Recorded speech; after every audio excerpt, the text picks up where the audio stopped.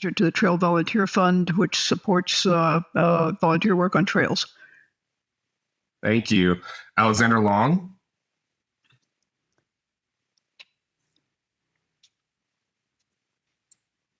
We'll just keep moving.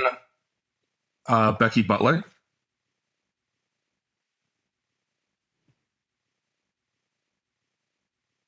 Betsy Zhang.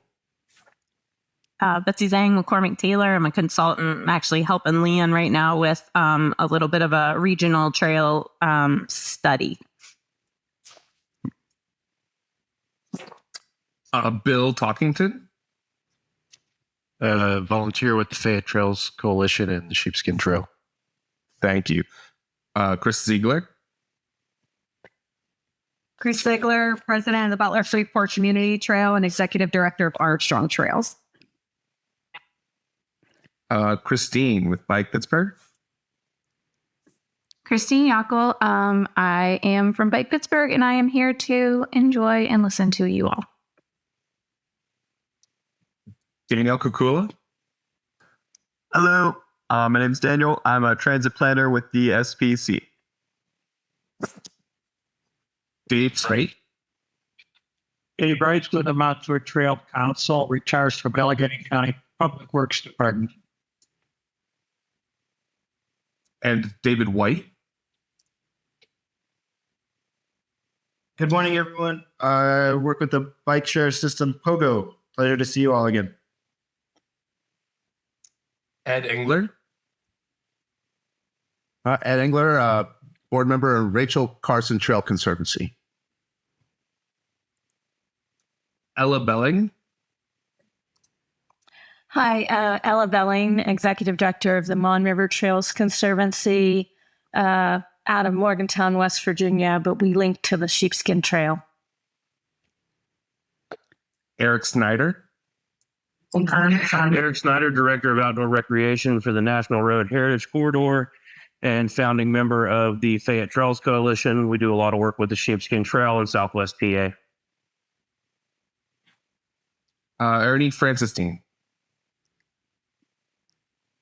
Everyone, Ernie Francisstein. I am with Domi. Greg Boris. Good morning, Greg Boris from Move Lebo, but actually in Loveland, Colorado at this moment. And Jack Casey.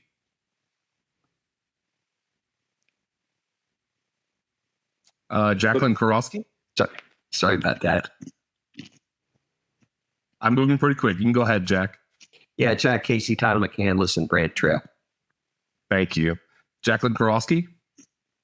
Hi, Jacqueline Korowski, a transportation planner with Allegheny County. Joe Baker. John Steven. Good morning, John Steven, Trail Network Development Director for the Rachel Carson Trails Conservancy. Thank you. John Turak. Again, John Turak with Penn State Extension. I'm a community development education specialist. Josh Krug. Hello. Hi, good morning. Josh Krug, Deputy Director of Planning, Indiana County Office of Planning and Development. Thank you. Josh Spano. Good morning, Joshua Spano, Deputy Director of Westmoreland County Planning and Development. Julia Ferry. Good morning, Julia Ferry. I'm the Transportation Demand Management Coordinator at SPC. Karen Lightman.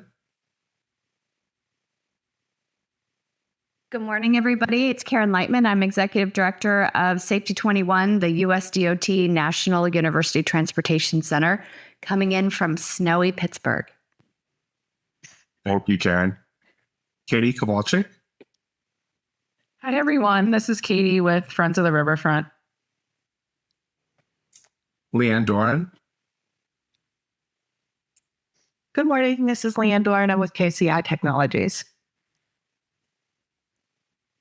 Madison Bartrug.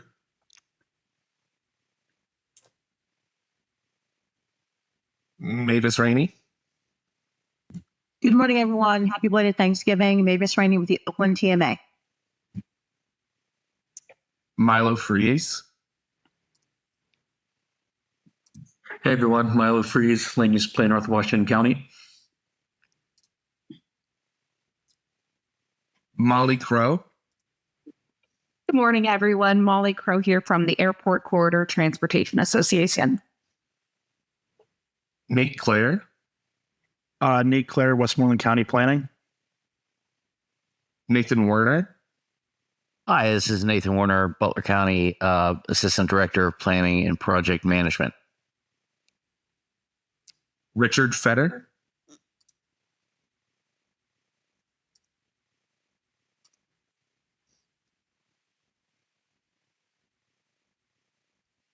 Roy Wheel. Brian Wild, Trail Advocate, Squirrel Hill Bike Committee, Stew Valley Trail Volunteer, the Trail Volunteer Fund. Thank you, Roy. Ruth McClelland. Hi, Ruth McClellan with PennDOT District 11. Sam Pearson.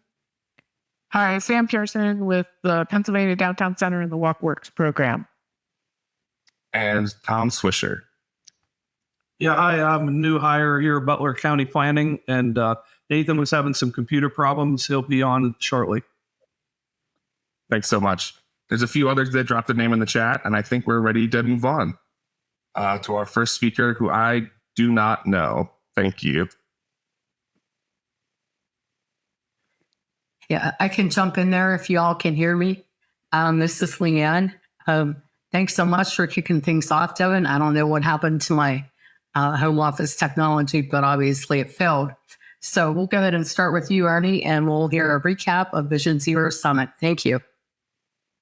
Thank you, Leanne. I think the snow day has us all a little backed up. I know it did for me as well. So I'm going to share my screen and I will get started here.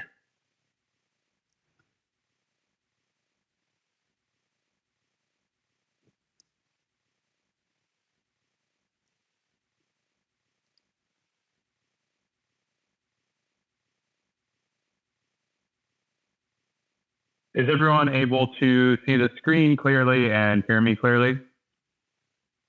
Yes, sir. Yeah. Okay, great. So I am Ernie Francisstein. I am the TDM coordinator with DOMI in the city of Pittsburgh.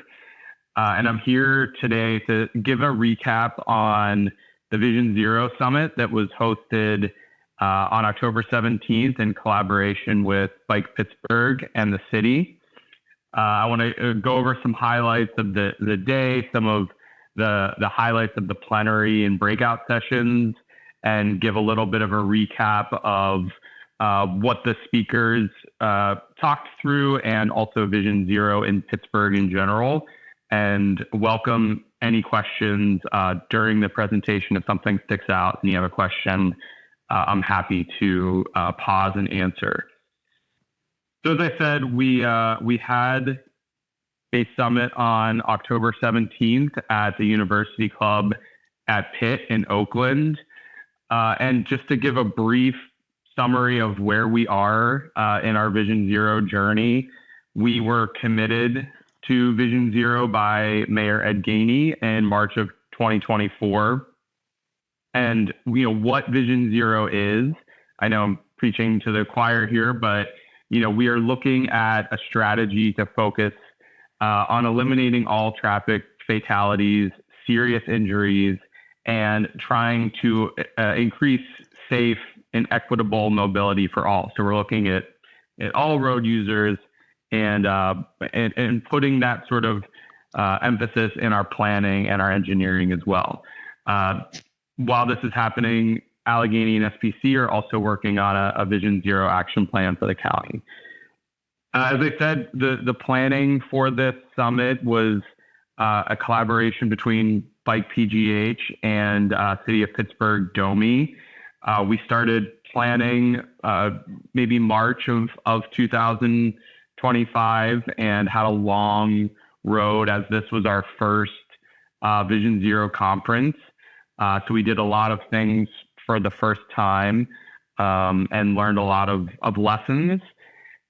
We know the goal of this conference was to sort of highlight what we have done in this short period of time, right? So March of 2024 through October of 2025, we wanted to sort of showcase what we've done, where we are at, but also look towards the future of what we can do, taking ideas from elsewhere, but also sort of looking at how we can improve what we've already done. Because it was the first year, we had a central idea that we really wanted to get through at the conference, something that we wanted to and tried very hard to sort of tie into every presentation, every session, and that is that Vision Zero is achievable in Pittsburgh. It is something that we can get to, and all of our speakers, all of our sessions touched on that at some point. It's not an easy goal to reach for, but it is something that is achievable.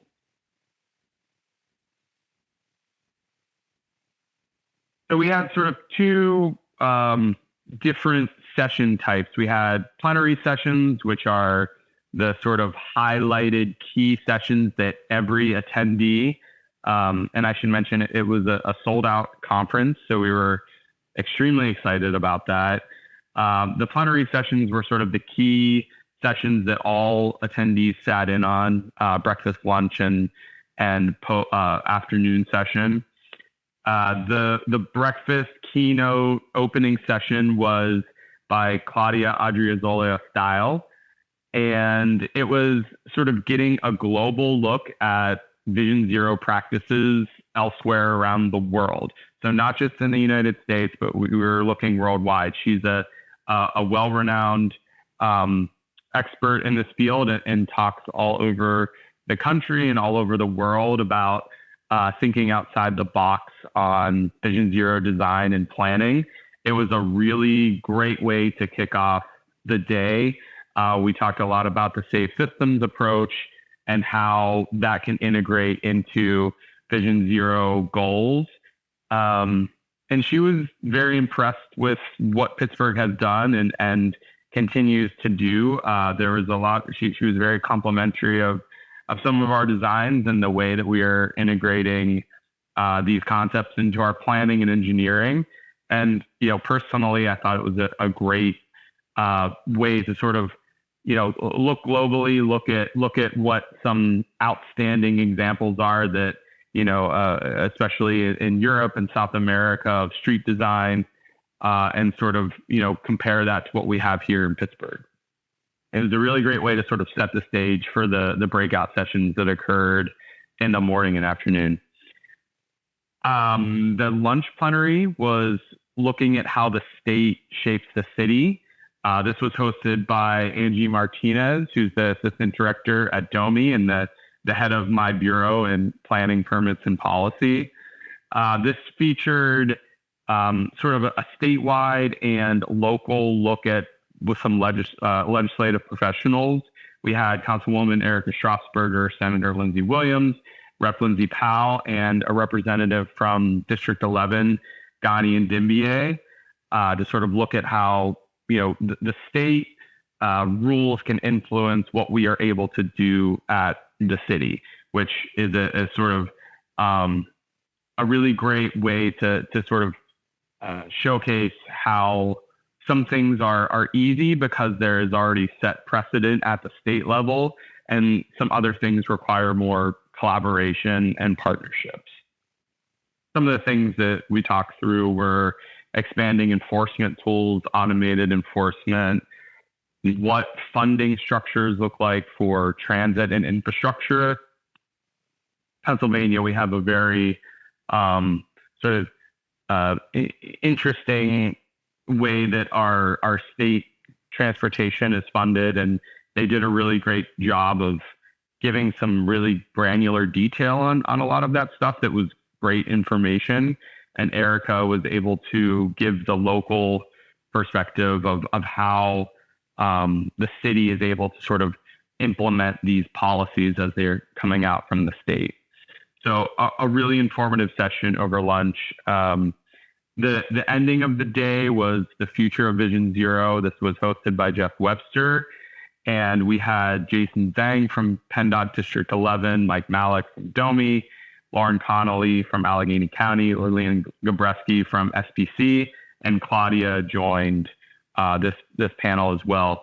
This was sort of just a big idea session, thinking about how what the future can look like through planning, safety projects, engineering.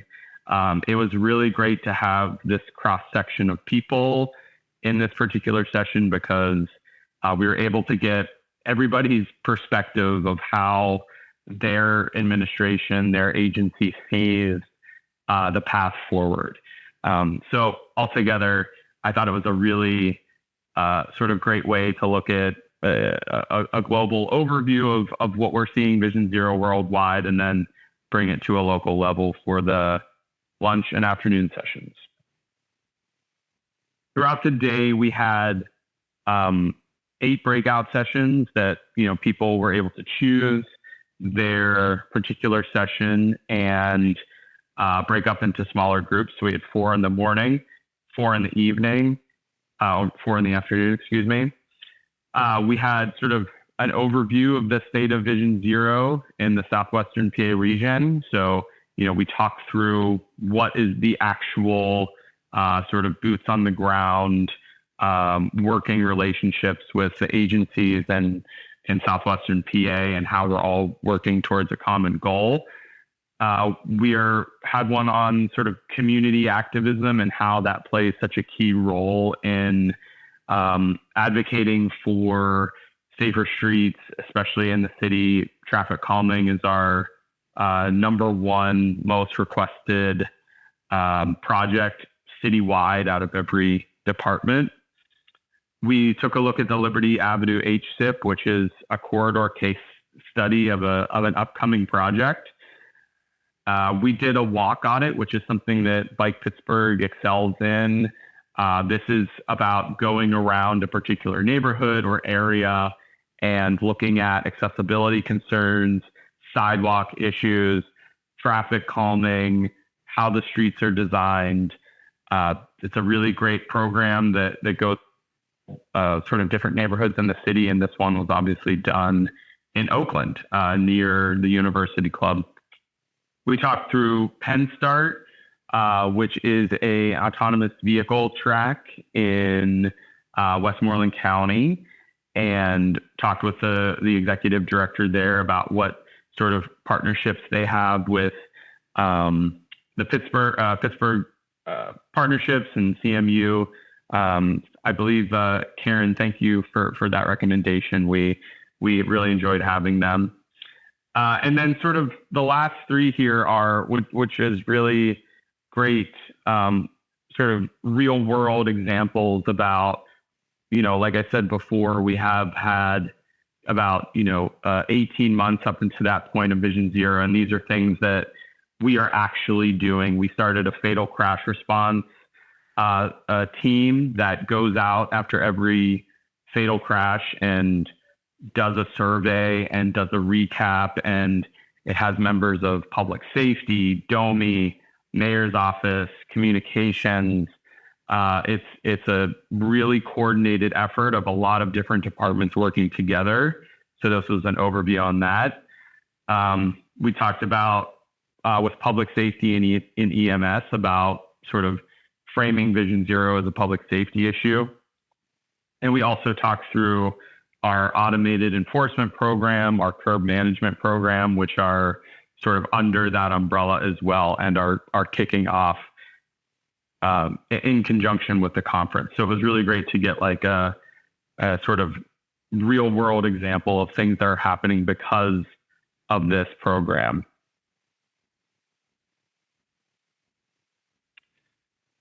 And that's really the entirety of the day. We had, I just wanted to sort of highlight some of the quotes that were given out. There's a lot of great press coverage that came out of this as well. That's one thing that I would say in my, as our team sort of recapped the event internally with the planning team. I think, as we all know, sometimes with traffic calming and safety projects, you can get a lot of negative press, but it was really great to have a lot of press for this event talking about the good things that these types of programs do. And that was sort of a great byproduct of this that I wasn't necessarily thinking about as we were planning this for the 6 months prior. So all in all, it was it really went off without any real issues, no tech issues. We had a great day. Our surveys that we have gotten back from attendees are pretty resoundingly positive about the information that was provided. So yeah, that's the bulk of the Vision Zero Summit, and I'm happy to talk through any questions, talk through anything that anybody has ideas on. Happy to chat more. All right, great. Thanks so much for giving that recap, Ernie. We did have a question in the chat from Barb Higg about which block audit does DOMI use, and Christine has responded already, so we got that covered. Any other questions for Ernie or anyone that was in attendance at the summit that might have a personal observation you'd like to share? We would be happy to hear that. Hey, Ernie, this is Mavis from May. Oh, I'm sorry. Oh, Greg Boris here. I was able to attend this summit, and kudos to everybody. Great experience to educate those, particularly those who didn't know about Vision Zero or not knew much. I have one concern. During one of the presentations, someone, I can't remember which person, probably is a good thing I didn't, but they said, and we hope to achieve Vision Zero in 50 years, 50. The closing panel, Seth Davis said, I hope it happens in 25 years. I'm not going to be around by that time. Hoboken, New Jersey did it in 4 years. You know, I think we have to have more ambitious goals than 50 years or 25 years. That's my comment. Thank you. Thank you, Greg. I think we all agree wholeheartedly. I know that we do at DOMI. Safety is our number one priority. It is the thing that drives our department. And we all know about the Hoboken study, and there are a lot of factors that go into fatalities and unsafe driving on our streets. And I can tell you that, yeah, the 50-year timeline is a bit too long for all of us. So I can tell you that it is our laser focus to cut that down and do the best that we can with the resources that we have. We're a very young department. We're about 6 or 7 years old, and we've grown exponentially, and hoping that, moving forward into the future, we get resources that can help work towards that goal as well. Okay, great. Mavis, did you want to comment or have a question? Yes. Ernie, question for you. So was there an opportunity to talk about the different degrees of improvements, for example, that are implemented through the Vision Zero strategy for the city? And I'm speaking of, for example, in Oakland, the Terrace Avenue corridor. We've had some unfortunate pedestrian accidents and fatalities. And there was an opportunity for the Vision Zero team to come out and actually look at the entire corridor and make interim improvements, and then begin conversations about long-term improvements that would require capital funding. So was there any opportunity to talk about the layers in which improvements can begin to be made, and then long-term improvements in a specific corridor? I think that was touched on in two different sessions, one being the state session, and the other being the fatal crash response session. I wasn't in the fatal crash response group, but I know that one of the things that they talked about was the way, because it's a collaborative team. Like I said, it's our EMS, which is fire, medics, police, along with DOMI, mayor's office, DPW. One of the things that they talk about internally, as well as when they're on site, is how to gather funding for safety improvements in these corridors where something unfortunate has happened. The other piece of that, is the state level conversation where we did talk about funding and how those funding streams actually operate. It's something that to do all of the things that we need to do, there does need to be a clear line of communication from the state to municipalities to get on board for the Vision Zero projects that we want to do. So, I think it was covered in a couple of sessions in terms of granular projects, project by project. We didn't get into sort of too much detail other than highlighting what we've done and also the looking forward to the Liberty Avenue HSIP project. I hope that answers your question. Who did? Thank you so much.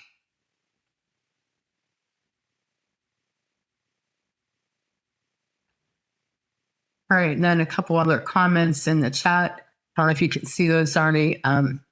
Is there a map available of all past transportation fatalities in our region, and are there plans for follow-up events? Keep Vision Zero on the front burner. John, yes, there is a map. After I'm done, I'll link it in the chat. And Greg, great question. We are sort of in the debrief process on the Vision Zero Summit and talking through what future plans look like. I know that we want to have another conference. The question is when is that going to happen? Whether it's next year or the year after. If there isn't a conference next year, we are thinking about something smaller, maybe community focused, advocacy focused. So those ideas are out there. We're still just talking through what works best.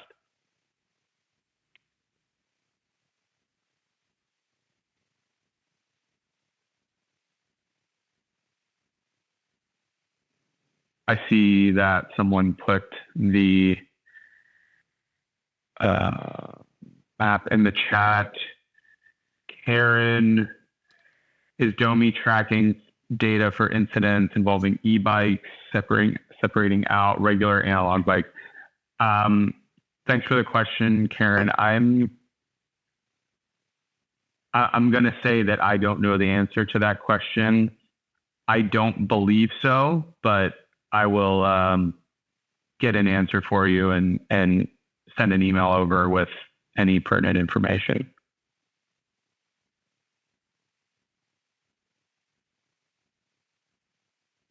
All right, great. Any other questions for Ernie? Yeah, I'd like to ask, what is the best measure? Is it fatal crashes or fatalities, or what is it?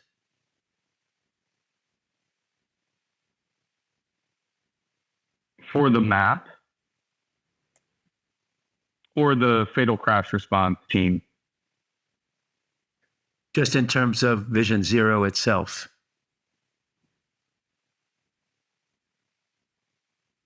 Yeah, it's fatal crashes, but also pedestrian. If a pedestrian gets killed by a car, it's not just car on car vehicular fatalities. It's if you're a pedestrian, cyclist, it's all under the Vision Zero umbrella. Thank you. Thank you all. Appreciate you having me. Thank you, Leanne. Oh, you're welcome. Thank you. It was a nice, informative recap, and I appreciate you sharing that. All right, so we heard sort of a recap on an more urban activity. And next on the agenda, we'll hear from Samantha Pearson on a regional rural active transportation workshop that she sponsored. So whenever you're ready, Sam. Thanks, Leanne. Yeah, I'm just going to hope that this works. Also having my share of technical issues this morning.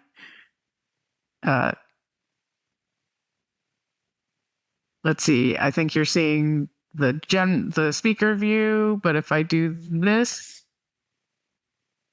do you see it as presenter view? Yes, I want to see that. Great. Okay. So, like Leanne said, we're going to the other end of the spectrum. We are. We just heard about, all the great work happening in Pittsburgh with Vision Zero, and assessing that and understanding and getting word out. What I'm talking about is a program that we have done, WalkWorks Pennsylvania Downtown Center has done in a couple different places, and most recently adjacent to SBC and with SBC collaboration, a regional or rural active transportation workshop, which is sort of introducing people to the concepts of active transportation and trying to get them kicking off their initiatives. Again, we covered it a little bit in the intros, but my name is Samantha Pearson. I work for the Pennsylvania Downtown Center, a statewide nonprofit that focuses primarily on community revitalization. And we are seen collaborating frequently with many state agencies like Community and Economic Development and DCNR. At the same time, I work specifically on a project with the State Department of Health. We're working to improve public health through environmental design to increase active transportation. And we've been working on this. No question. Can I advance the slides? This difficulty. So it is a collaboration with the Department of Health. We're working to promote active transportation through education and outreach. We provide technical assistance to municipalities and organizations around the state that are interested in the topic. And we administer mini grant programs both for active transportation planning and community capacity building. They really are quite mini in scale. This past year, the current year of grantees has received between $25,000 and $50,000 towards active transportation plan development. Our community capacity building program offers a lot of technical assistance and a very tiny amount of money, maybe a couple $1,000s, to help people get ready to do plans. So it really doesn't want me to advance. We have been working on this for about 10 years. The PDC got involved 5 years ago. This is a map of the areas around the state that have received planning support and funding from WalkWorks in the last 9 rounds. This is also the first time we're showing this year's current grantees on here as well. In addition, this map shows a couple of 10 highlighted counties. Those are priority counties from the Department of Health standpoint based on a number of health metrics. And I call that to your attention because you'll note that most of our awardees have not been in those counties. So we are making a concerted effort to do additional outreach. We have developed a capacity building program that assists communities with getting into the planning work if they don't have the wherewithal to do it on their own. So what that has looked like, it takes many different forms, but what Leanne asked me to share with you is about the most recent active transportation planning workshop we did. So we had done one in McKean County in 2023. We did one in Tioga County in 2024. And this year we did one in Mercer County. So that's right on the border. It's actually in a different MPO, the single county Shenango Valley MPO. You'll see that our publicity looks very similar for each of those, but they really have been tailored to the locations, and they've worked out a little bit differently. So as I said, we did one. I've shown those on this map now. In addition to not having a lot of representation in our priority counties, we also just didn't have representation in the northern tier. So the first two, the one, as I mentioned, in McKean County in Kane and the one in Tioga County in Mansfield, those were trying to cover the northern tier. We just did this one in Mercer over here in the west, right in the midst of two priority counties, Mercer and Lawrence. And we are in the planning process for one coming up in March in Northumberland County in the center of the state. You will note folks here who may be from Greene or Fayette, we're looking at you if you have any interest in doing one of these. So I'm going to be explaining how this most recent workshop went and how they go in general. So I'm going to show a ton of slides because I'm not going to go through the slides. I'm going to be talking about a presentation. I'm presenting not the presentation, but about the presentation. But we'll go through sort of talking about who were the partners. We try to bring, state representation. That's PA WalkWorks and the Department of Health. We're bringing in PennDOT, Local Technical Assistance Program. It was great to have a partnership with the SPC, and Leanne was actually one of our presenters. Certainly a lot of engagement with Shenango Valley MPO there in Mercer County, which is also the Mercer County Regional Planning Commission.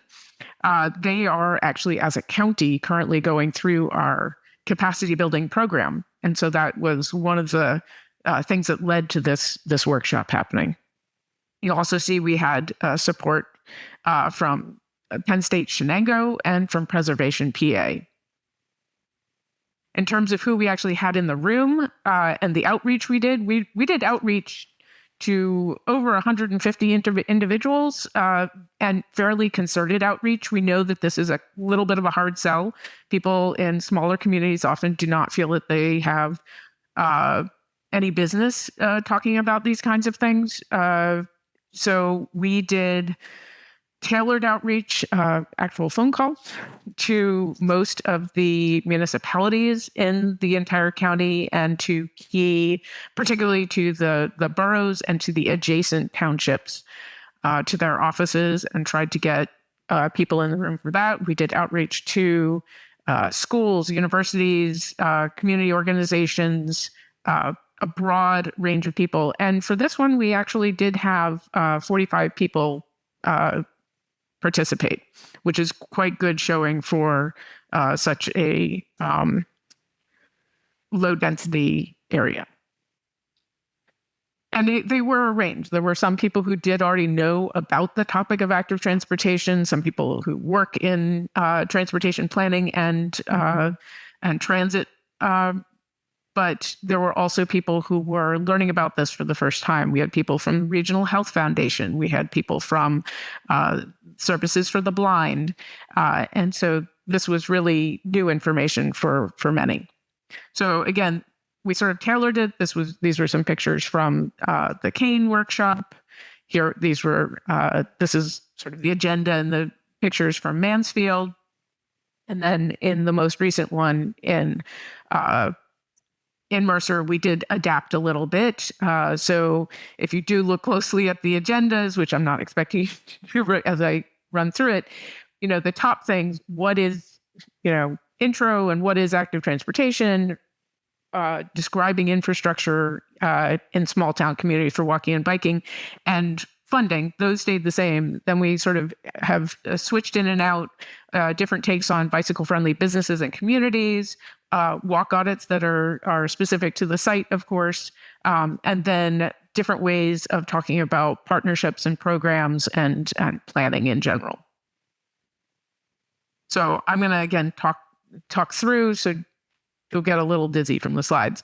The general objectives, though, we tried to explain that we just want to introduce a new way of thinking about transportation, understand that it is relevant for rural and small town locales, and think about the ways that it could be realized, improvements could be realized.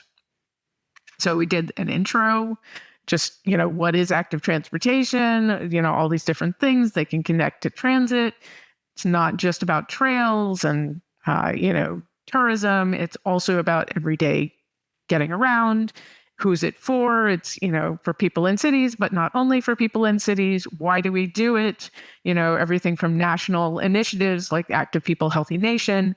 So there is that health connection, but it's also economic development, environmental protection.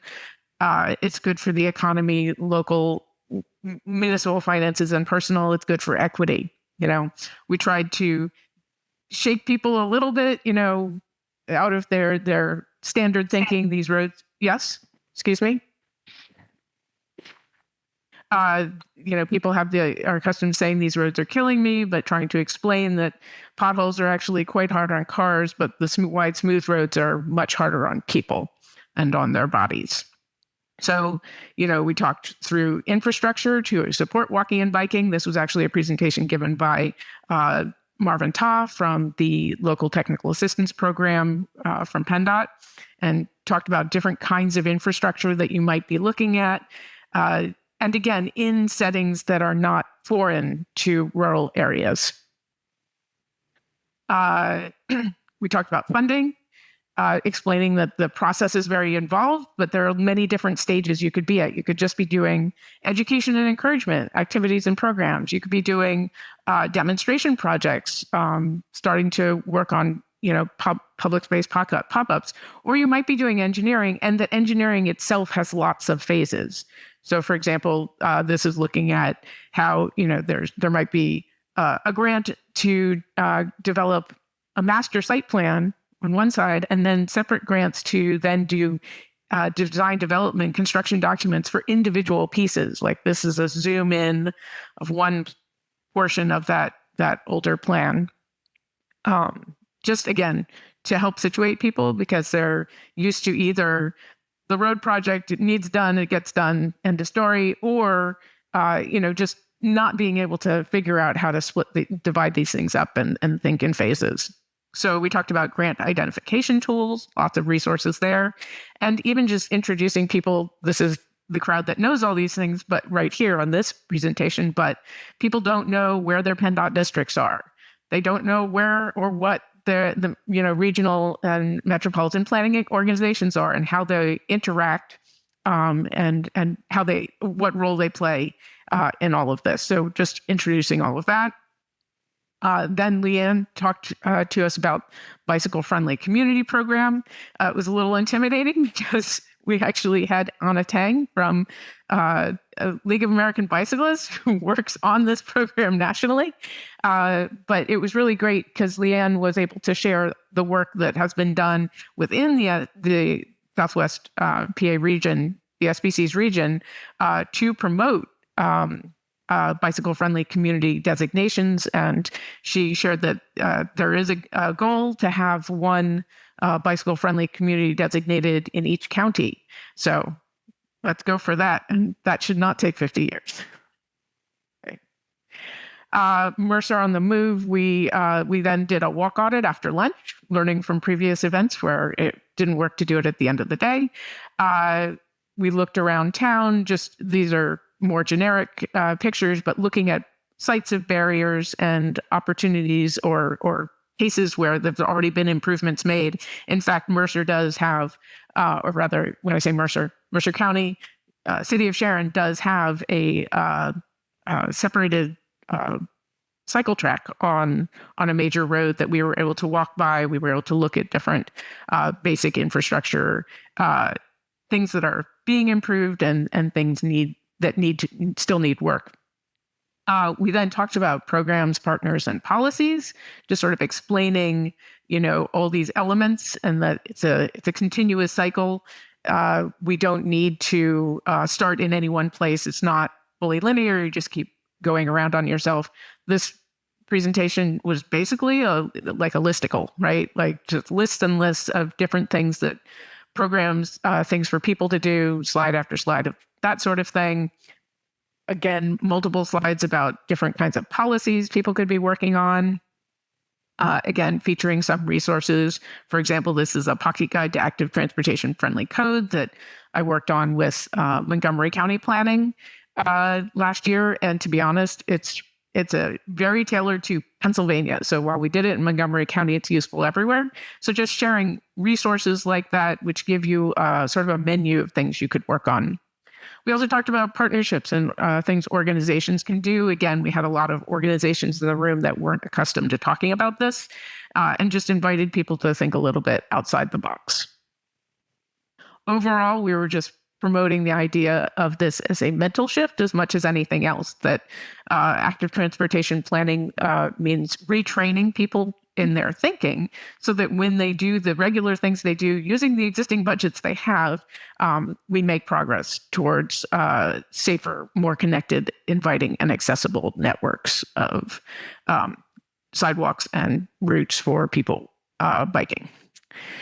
So the final segment, or the last full presentation in this whole day event was a intro to actually WalkWorks in more detail, talking specifically about both our capacity building program and our active transportation planning and the various resources we have. I mentioned that activity-friendly pocket guide to activity-friendly code, but we also have lots of other resources for our communities, our grantees working on plans. In fact, we are about to unveil a Pennsylvania-specific active transportation plan template, which is something that other states have had, and we're hoping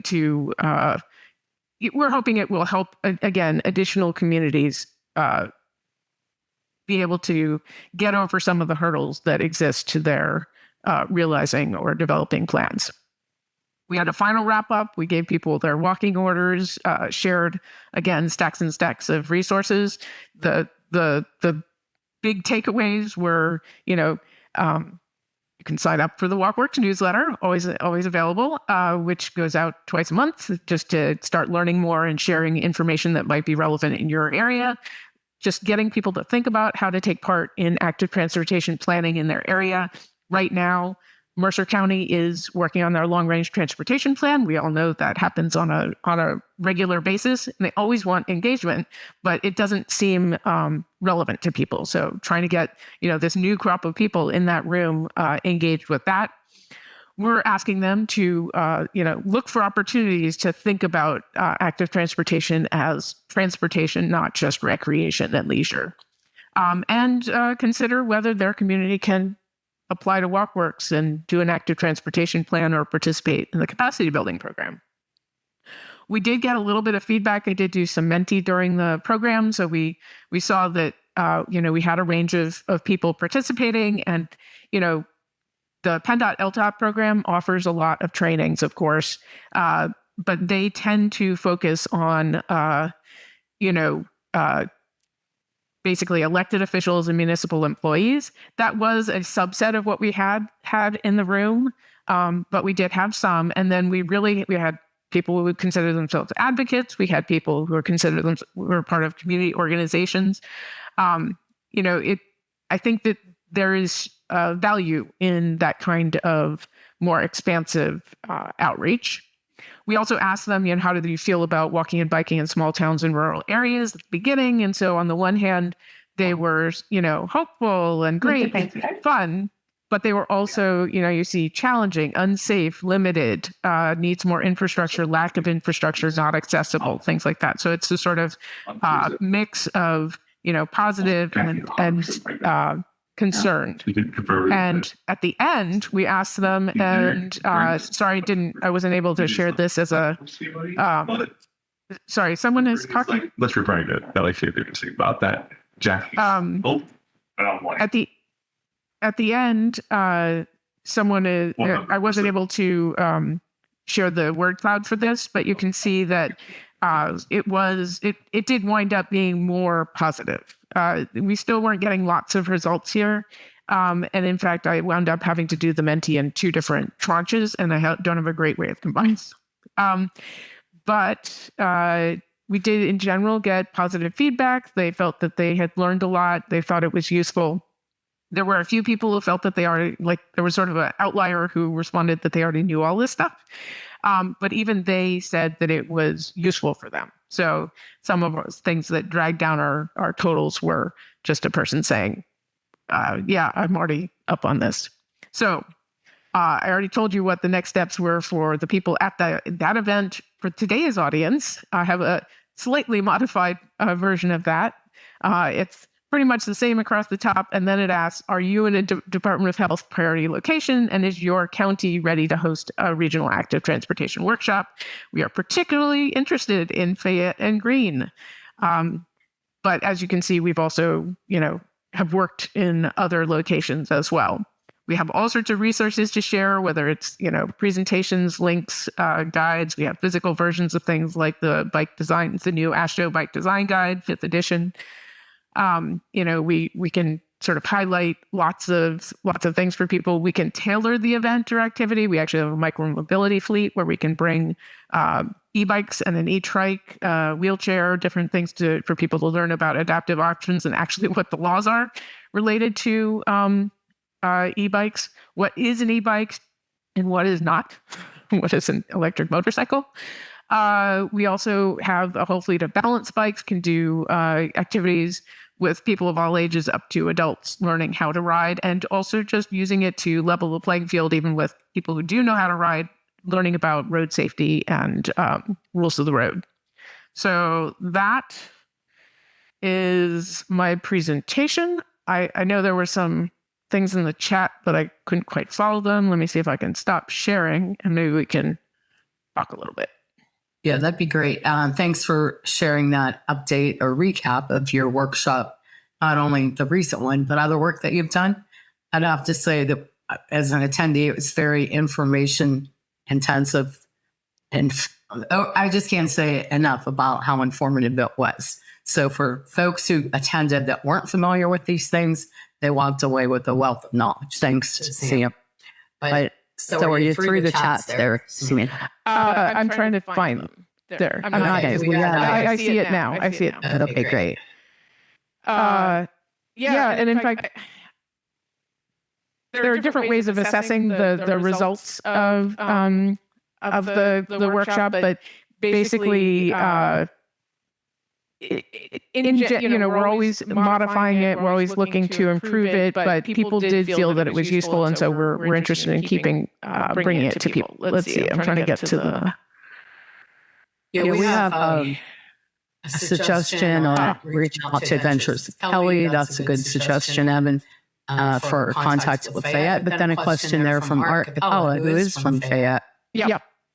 What is the estimated cost? That. Yeah, what's the cost? So good question.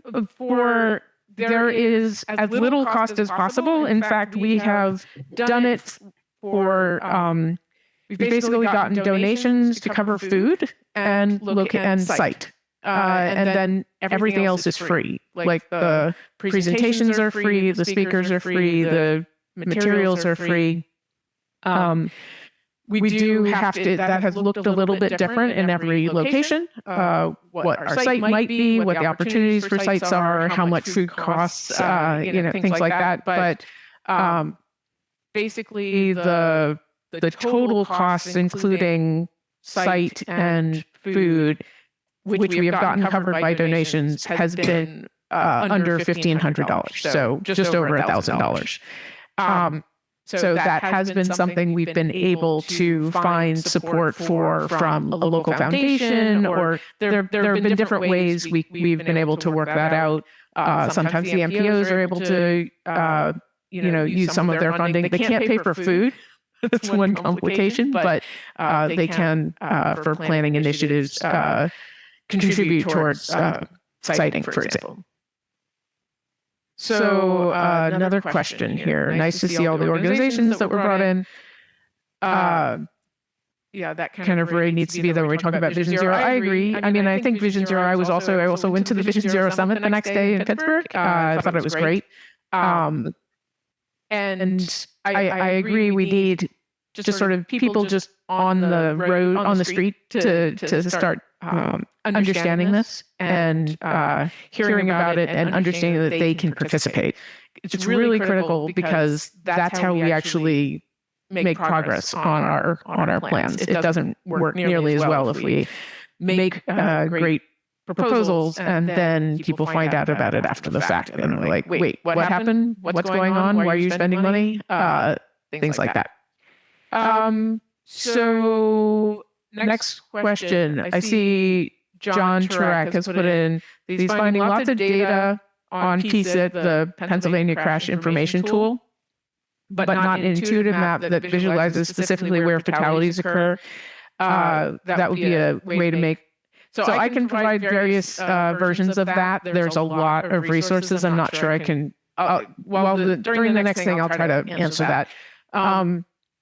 There are a couple different, like even national mapping systems. It's more complicated with PCIT, but not hard. It's easier to look. And we have other resources like the Vulnerable User Safety Assessment, for example, that we can look at. But I also do that. So we do that when we work with individual communities. We, as part of our capacity building and just even our regular grant program, we assemble a dossier of maps for the communities and go through lots of different resources and provide different, we slice and dice the information on PCIT to give, depending on the community, an understandable package that helps them see where most of their crashes and most of their BRU crashes are. Of course, that always is hard to find the suppress, the latent demands that really busy roads are just obliterating, where people don't even get injured because they can't possibly get where they need to go. Then we have here a question, how do you advise cities about enforcing rules about micromobility use, especially how do you advise them on distinguishing e-bikes from electric motorcycles? How about age restrictions on powered personal transportation? Good question. Right now, our program is quite small, and we do go to various events. So, for example, we attend the Pennsylvania State Association of Boroughs conferences and PSAP, the State Association of Township Supervisors Conference. And the one giveaway piece of paper that I have that I go through like hotcakes is the PennDOT micromobility info sheet. That one grid that explains different types of micromobility and what the current laws are related to them. We talk people through that. I honestly would like to see an entire webinar on that.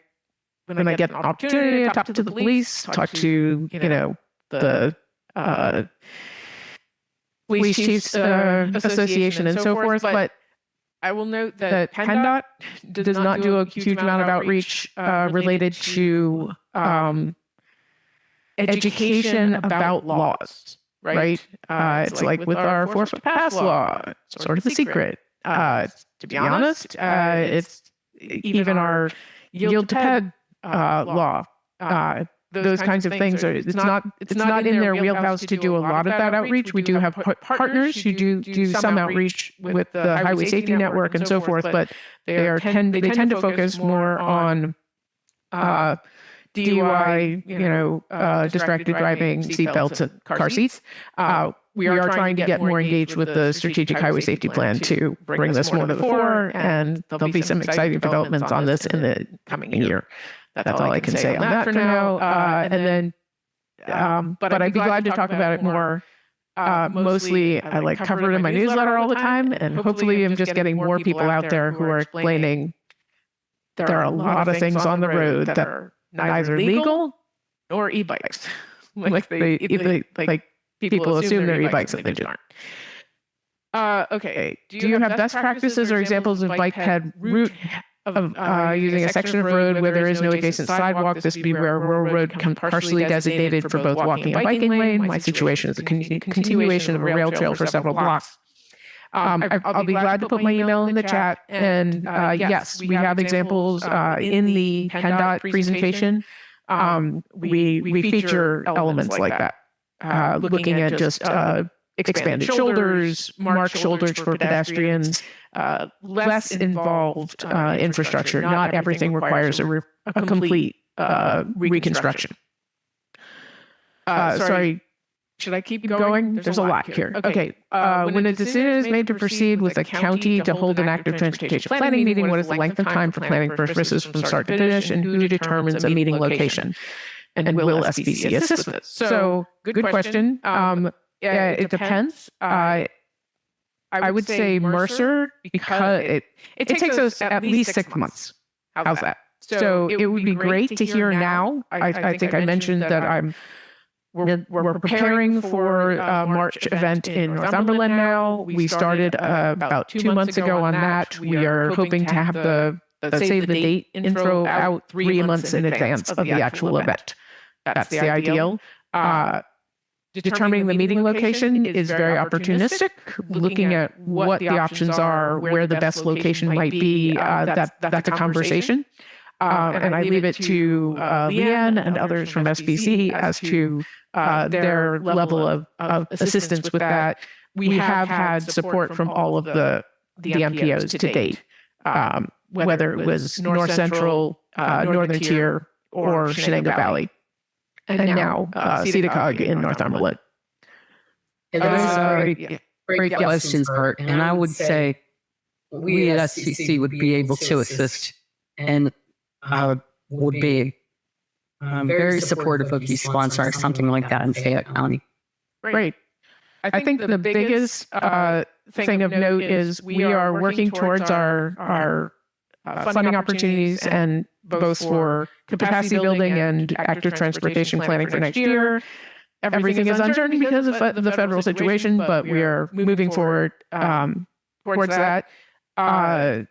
And we do now have several expressions of interest from municipalities within Mercer County, which we are very excited about. So that's really what we're looking for coming out of this, is we want more people just sort of starting to move forward on active transportation planning.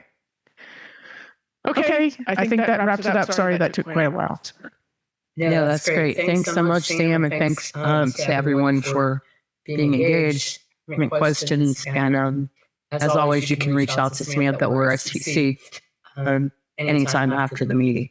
So with that, we'll move on to the next item, and last item, last presentation on the agenda, which is a presentation by Evan Schott with SBC on a recent bike padded safety audit. So when you're ready, Evan, take it away. Thanks, Leanne.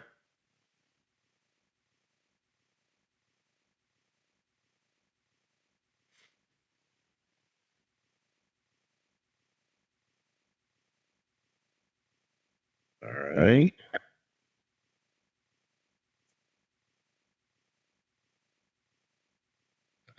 Okay, so today I'd like to talk about SBC's second pedestrian and bicycle road safety audit.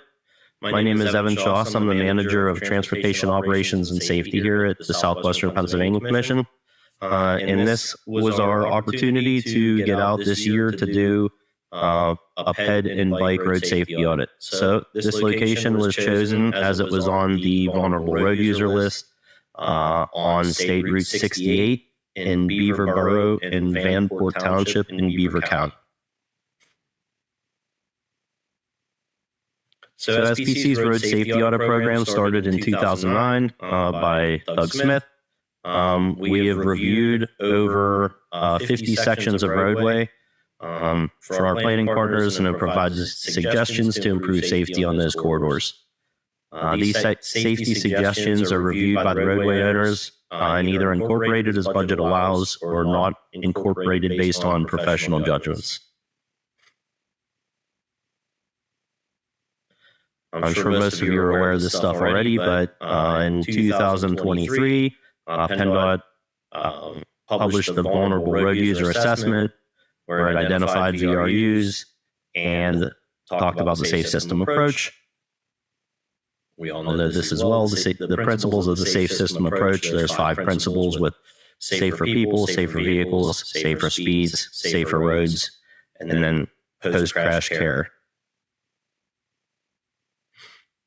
And some of the statistics for the vulnerable road user crashes in the SBC region, as provided in the VRU publication, that a lot of the pedestrian incidents occur mid-block, in intersections, during dry conditions, clear weather, low light. A lot of these all point to the same thing. When the most activity is occurring on the corridors is usually when these crashes are occurring. So, as I said, vulnerable road user crashes occur where the most activity and population densities are the greatest, which leads us to Beaver County, as Beaver Borough and Vanport Township kind of sit in the county seat in downtown Beaver there. I'm sorry, that's not really county seat. I think Rochester is. Beginning in 2024, PennDOT announced that it was investing $850,000 from NHTSA into new safety education programs to reduce the number of pedestrian and bicyclist incidents in Pennsylvania by education. And we've seen some of these incidents out on the roadway where you have, these signs to educate the public on the value of a push button, but yet there's nothing present to see. So some of the resources on our site visit, background information was provided by District 11, the Southwestern Pennsylvania Commission, Beaver County Transit, Beaver Borough, and Vanport Township. We visited out there on June 18th, 2025. The weather was sunny and warm. Made a couple different time periods. So we saw the AM peak and the PM peak, and then once again after dark to see the evening conditions. Some of the key person interviews were with the PennDOT District 11 staff, including Stephanie Zolnak, Catherine Fink, Ruth McClelland, Beaver County Transit with John Fisher, and then a bike advocate, Marlon Aaron, was able to provide some comments on the conditions he saw out there. So the project description was to identify safety concerns and multimodal user transportation safety improvements, accessibility concerns, potential rail connections, or trail connections, excuse me. And the audit team consisted of myself, Scott Thompson-Grace from WRA, Chris Lucia, John Burkle, Sarah Thompson, Nancy Hirsch from SPC, Zach Hollenshad, Leanne Cheney, Julia Ferry, and one of SPC's interns. Some of the things that we found out there that day were the conditions of the existing sidewalk were pretty good. ADA push buttons, head ramps, and pedestrian walk indications were all present. Existing transit amenities with planned upgrades were in pretty good condition. And then there were existing crosswalks and pedestrian signage. So through this process, we identified that there were some concerns with the wide crossing widths, sidewalk conditions in certain places, crosswalk delineation, access to transit, and then bike-safe transit routes, or bike-safe routes, excuse me. One of the things that we determined while we were also out there were that a lot of the bicyclists that used the corridor, since there was on-street parking, they either used the sidewalk or they found a different alternative route that wasn't constricted by the on-street parking. One of these situations also is that there's a large cemetery that spans a couple blocks here, and that cemetery has a large brick wall, so it limits access on one side as to where people can ride safely. So throughout this process, and I want to kind of stop this presentation here just from the fact that through the presentations and key person interviews, we determined that we were going to extend the corridor. So most of this corridor went from the intersection of 376 to Insurance Street, which is right at downtown. It was Vine Street to Insurance Street. In addition to that, we would like to extend it through Beaver Borough all the way down to the limits on the opposing end. And we are going to continue this road safety audit here over the next couple months and do a full report on the whole downtown of Beaver Borough and Vanport. So, as Sam had also mentioned, some of the great things that we've had through SPC's local technical assistance coordination is being able to provide some of these municipalities with amenities on local transportation issues, training and things like that. In addition to that, through the PennDOT Connects program, we've been able to provide some additional pedestrian and bike safety audits. So going into the future here, we'd like to try to make this a more robust program, offering more than one pedestrian and road safety or pedestrian and bike RSA per year. Any questions?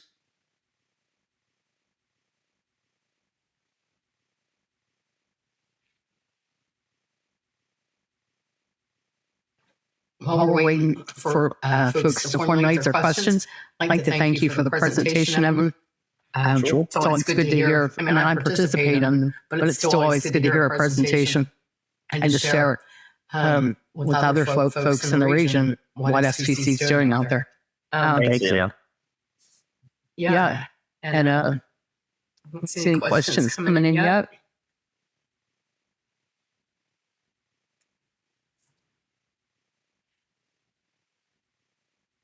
So I think we'll go ahead and move into the roundtable section. And if we get any questions in the chat, in the meantime, Evan, we can revisit that. Perfect. We'll start out, it's all virtual, so and it's kind of hard to just jump in and interject, right? So I'll see if I can get to the participant list, and I'll just call people as they show up on my screen. And if you have an update to share, that would be awesome. And if you don't, you can just say pass. So I'm going to skip Evan since he just presented, and we'll go with Alexandra Long.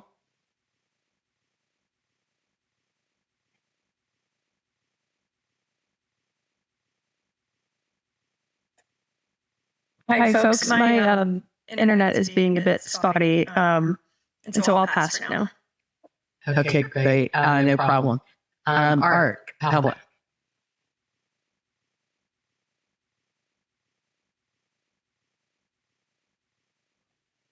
I'll pass, Leanne. Thank you. Sure. Bartek. Hi, Leanne.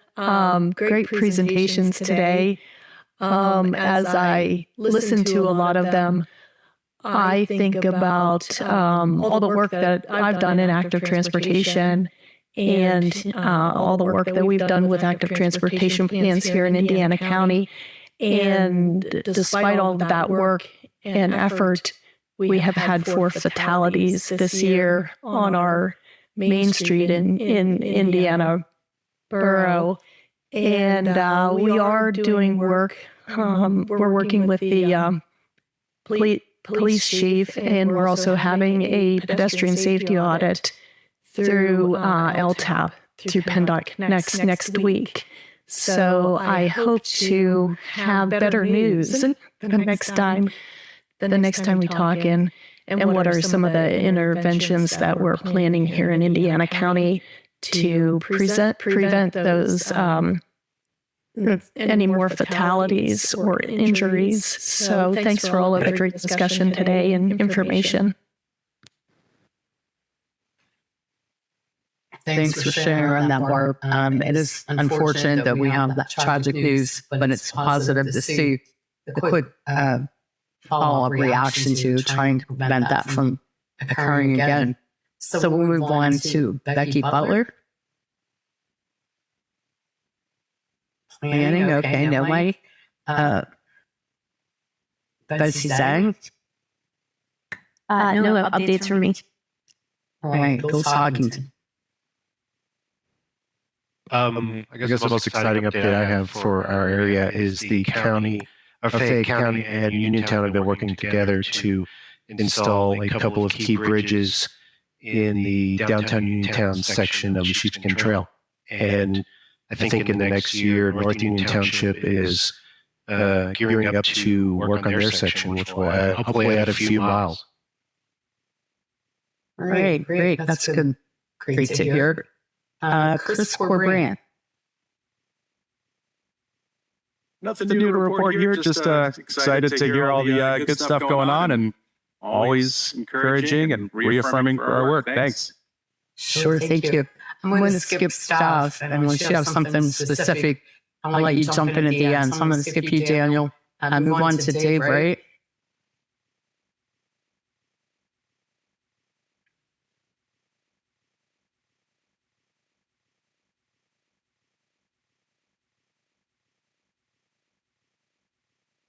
I know. A pause of silence can seem so long on a virtual meeting. We'll move on to Ed Engler. Hi, Leanne. I want to applaud and offer my support for the idea of a more aggressive set of goals toward Vision Zero. And to that point, I've been working with John Stephen and the Rachel Carson Trail Conservancy to develop a program we call Many Trails, One Community, where we can offer some support for recruiting and engaging trail stewards in particular and make their lives easier. And so we're excited. We're doing a pilot on Harmony Trail, and hopefully we can try Jack's Trail over Brant Trail soon too. All right, great. That's good to hear. We'll move on to Ella Belling. Hi. Thank you for the presentations and all the conversation. I'll just add to Bill's note about the bridges on the Sheepskin getting built in Uniontown. I know that the Sheepskin planning has PennDOT has up on their site now to close for public comment tomorrow the bike ped bridge over Nyland Road. And I just want to commend them for choosing to replace the old railroad bridge with a bike ped bridge instead of trying to make that a road crossing at a narrow and windy road. And so it's nice to see that progress, and I think it's great to add the comment that when we see good things happening. So go to their PennDOT website and file comment if you like that idea. Okay, great. Thanks for sharing on that, Mela. Also wanted to share with you, I have been keeping up with the emails going back and forth about the work you're trying to determine the historic background on that one section. Yes. Yeah, I didn't respond formally, but I'm following that, and I was in agreement with the comments that Kelly had suggested. So I just want to take a minute and acknowledge that. All right, so we move on to Eric Snyder. So I've been doing some SOP work for the Sheepskin Trail. We've reached an agreement with the county to go out in the communities as the National Road Heritage Corridor and its program, the Fayette Trails Coalition. And the goal is to work with communities and figure out their needs, and then work with the county to develop SOPs for the sustainability of the Sheepskin Trail. We've also been working closely with Joe Baker from the National Pike Trail Council. We've done some assistance in grant writing, specifically for a feasibility study. So we're excited. Hopefully we hear about those awards soon. A lot of cool stuff happening in Southwest PA trail-wise. All right, that's great. John Sear. Yes, Bill. As Ed alluded to, Many Trails, one community program is working to build community trail connections in the North Hills. The week before Thanksgiving, we had a community trails meeting in Bradford Woods. It's kind of a site-specific need to get the community consent and Penn Power consent so we can make some trail connections right up through Bradford Woods. Jack Casey from McCandless was there. Marshall was represented. I think generally it was a very successful meeting. People are excited about building these hiking trail connections, hiking route, walking route connections to schools and the farm markets around there. So, but a lot of active transportation-related safety issues did come up, including when is a road safe to use to share with walkers if there's no sidewalk? How much traffic do we need to do a traffic count? What about near the schools? But so just it's great to hear the work that's going on the policy level, city and county and region wide, as we work on these specific projects, and we look forward to integrating the two more. So, when we're coming along to build specific community trail projects, the policy is already in place to make it happen. All right, that's great. And it's great to hear all the work going on in that area of connecting trails to everyday destinations. All right, so we'll move on to John Torok. Thanks, Leanne. And I'm going to thank Sam for putting the resource page of many data links and resources in the chat. Going through it, that'll take days to really digest. Thank you for that. Just an update in Westmoreland County for all. We're working with the Borough of Delmont on lots of active transportation and trail feasibility study planning, and also in Vandergrift where we did a pedestrian safety audit. Curious to see how, it'll be good to see how local leaders will use these tools into the future. I put a comment about the data visualization maps. What I find is we have council members to change every 2 years. And the more we can share these plans, at least with those elected decision makers and the staff, and also with anybody in the community that's interested in making a difference, the more they have the data to support and move our resources towards Vision Zero. That's why I put those comments in the chat. So please share whatever you have to as widely as possible to decision makers on the local level, because that's where decisions are driven and actually often made to make a difference. All right, thanks for sharing on that, John. We'll move on to Josh Spano. Yeah, good morning, Leanne. John covered two of the things going on in Westmoreland County. I just want to highlight two other things here. One, we have adopted a new subdivision land development ordinance in the county, which goes into effect on January 1st. With that, we updated a lot of the context in regards to a wide variety of things.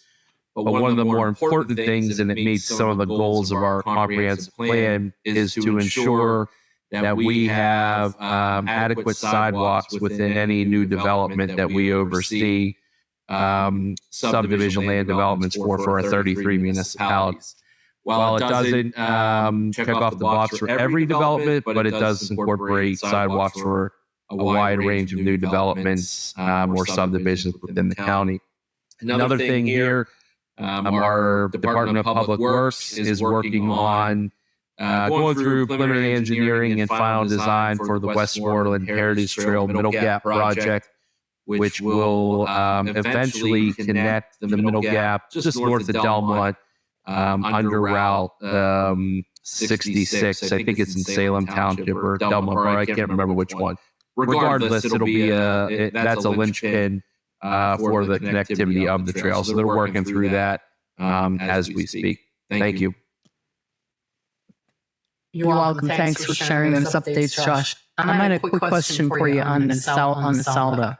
In addition to requiring sidewalks and new developments, does it address connectivity? Yes. Yeah, so it depends. It's going to be situational based. We have what's called transportation demand management solutions as a new subcategory within our SALDO. So if it's near trails, if it's a missing link to a sidewalk or a multi-use path, we're going to be requiring that connection within the development. Again, if it does meet the requirements and it's sort of out in the middle of nowhere where it doesn't make sense, yeah, we have the discretion within our department to make those decisions. But yes, we are encouraging everything that we can at the county level to incorporate bicycle or pedestrian facilities in new developments. Awesome, that's great to hear. Okay, so we'll move on to Karen Lightman.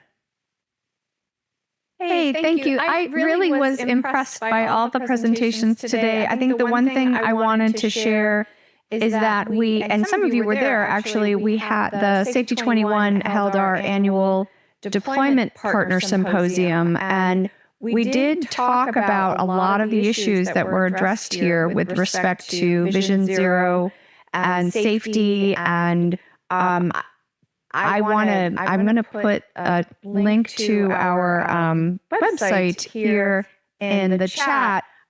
We have a call for proposals, and there's a lot of interest in our faculty and better understanding the real world challenges that many of you face. And so if you're interested in being a partner, we're always looking for deployment partners. Some of you are already, like Josh, is a deployment partner.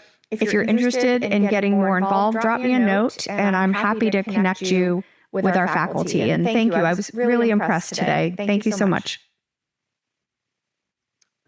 All right, great. Thanks, Karen. We'll move on to Katie Kowalski. Thanks, Leanne. And thanks everyone for the presentations. It was really cool to get updated on what's been going on. At Friends of the Riverfront, we're working on a lot of our trail development projects. The Hazelwood to Cary, we've wrapped up the feasibility study and 30% design docs. So we've got a few grant applications in to move some of that forward, and we're working with CSX to coordinate on that development. So that's all going well, and still moving forward on the connections up Freeport Road in O'Hara and Springdale and East Deer. So those are moving along. So yeah, just keeping things moving over here. All right, great. We'll move on to Leanne Duran. Hi there. I'm just listening today. Thank you. All right, no problem. Thanks. Madison March.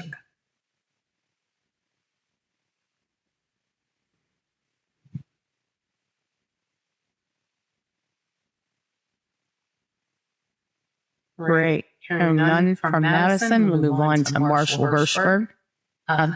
Okay, I see you. Go ahead, Marshall. Hi, I'm somewhat new to these meetings, but I'm representing the Bicycle Pedestrian Committee of Squirrel Hill Urban Coalition in Pittsburgh, and I was just very interested to hear developments going on throughout the state and to understand more what's going on. And we are very committed to Vision Zero here in our particular committee and our organization. So thanks. Great. Thank you, Marshall. We'll move on to Mary Shaw. Hi, thanks for the great presentations. I might have said this at the last meeting, but even if so, it's worth repeating because it's big. PennDOT is planning to do a major revision of the Squirrel Hill Interchange, which runs through Squirrel Hill just east of downtown Pittsburgh before the Squirrel Hill Tunnel. And the great news is that there's in the plan, there is a bicycle connection from Lower Squirrel Hill to Greenfield. It runs a distance of about a mile just on the north side of the highway as part of the highway construction. So we're very much hoping that will remain in there, and that's an important connection. All right, thanks, Mary.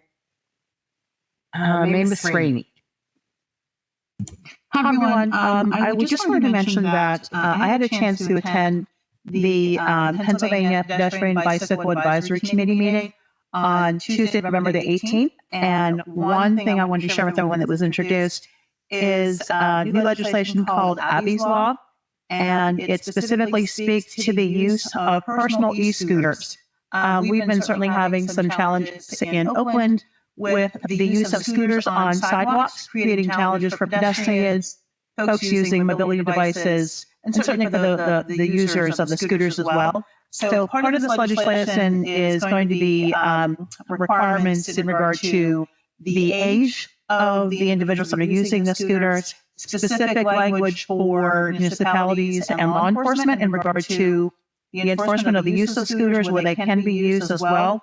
One thing that was really interesting is that there will also be language included in the Pennsylvania Driver's Manual that specifically speaks to rules of the road regarding pedestrians and bicycles for motorists to understand that those are users of the roadway and what they should and shouldn't do.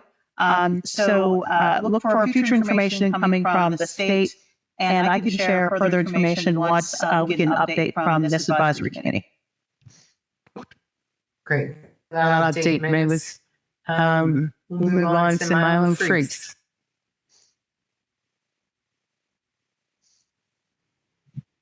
No updates. Thank you. All right. Thanks for the chat, Milo. How about Molly Crow? Hi, Leanne. No updates from ACTA today. All right, great. Well, it sounded like great. And I was moving along. We'll go to Nathan Warner. Hey, great presentations. Again, Tom Swisher's our new planner at Butler County. So, give him a warm welcome. And, it's always good to hear context about, how we could potentially, up our game in Butler County. So thank you. All right. Thanks, Nick. And welcome, Tom. Welcome back to county planning, right? Yep. Thank you. Yeah. And then moving on to Richard Petter.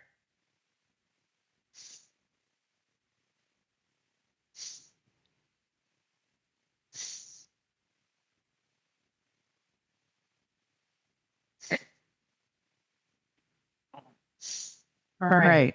He's working on accessing a mic or whatever when we want to. Rory will. We managed the Trail Volunteer Fund. If you're not familiar with it, it's a noteworthy project with willing volunteers who suffer hunger for lack of tools and materials. Over the last couple of months, we've made 3 grants. One in particular I want to make people aware of is a hot box asphalt crack filler melter applicator and pallet of hot rubber crack fillers. If you have an asphalt trail with cracks in it, you should talk to the Steel Valley Trail, because they could probably loan you this hot box crack filler, and volunteers can go out and fill those cracks before they expand out to unmanageable portions. So that's an update for people, and be aware that that's a tool that's available to boost trail. And I certainly like the Trail Volunteer Fund in the web. Yeah, thanks for putting that link in, Laura. About Ruth McCullen. I don't have anything additional. Just good to hear everyone's presentations today. Thank you. Yeah, thanks for Sam. I'm going to skip you as a presenter, and then Tom, we kind of touched on you earlier, but if you would like to share anything. No, I'm good. Thank you, Liam. All right. Okay, then I skipped staff just in, I don't want to miss any of the non-staff members and people having to leave, but I don't want to not address staff updates. So if any staff member, STC staff member, has something you'd like to share, feel free to jump in here and share.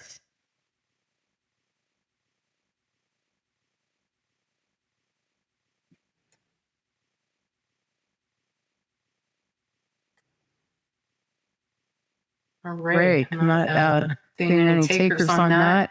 So thanks again to all of you for your flexibility and to move to an all virtual meeting and education. I'll do it.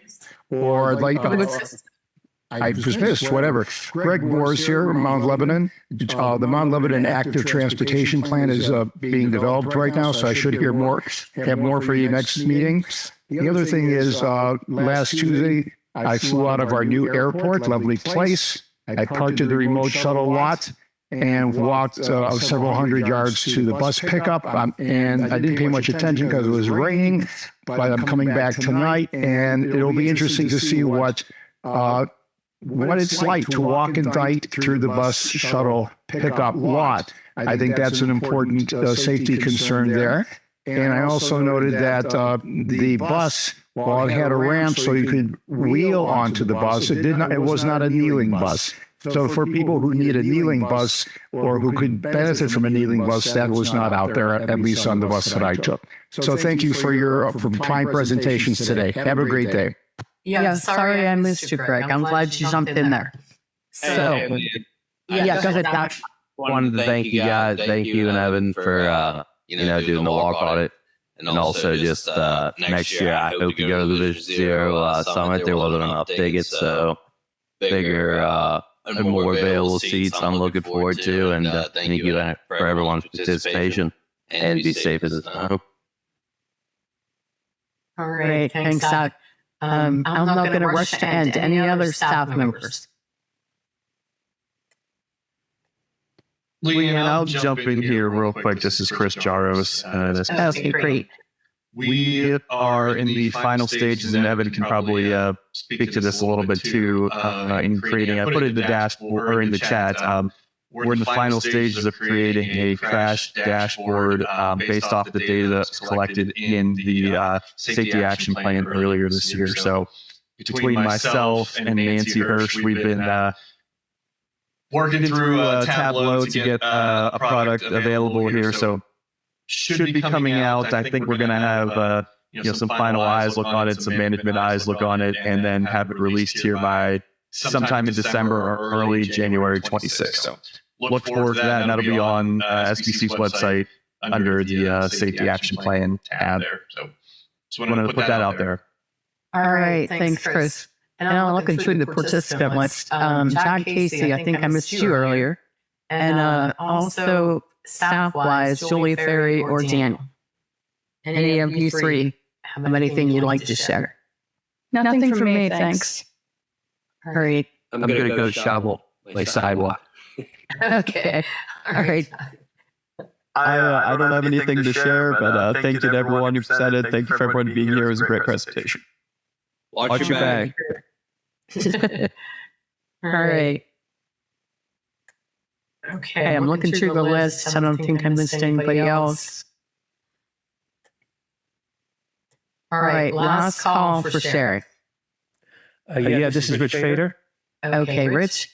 Yeah, sorry, I got my mic to work. I just want to add to what Mary Shaw said that overall, the PennDOT plan for reconstructing the Parkway East interchange at Squirrel Hill is a very good one overall for transit riders, pedestrians, bicyclists, etc., as well as there is a new green space included in the design for the neighborhood. Thank you.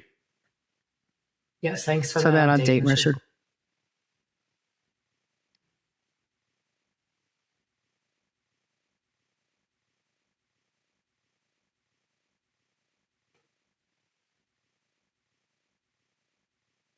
All right. With that, I will say the meeting is adjourned, and thank you all for attending. And keep safe out there, right? Our first snowy day. All right. Thanks all. Bye, everyone. See ya. Bye. Thank you. Take care, everyone. Thank you.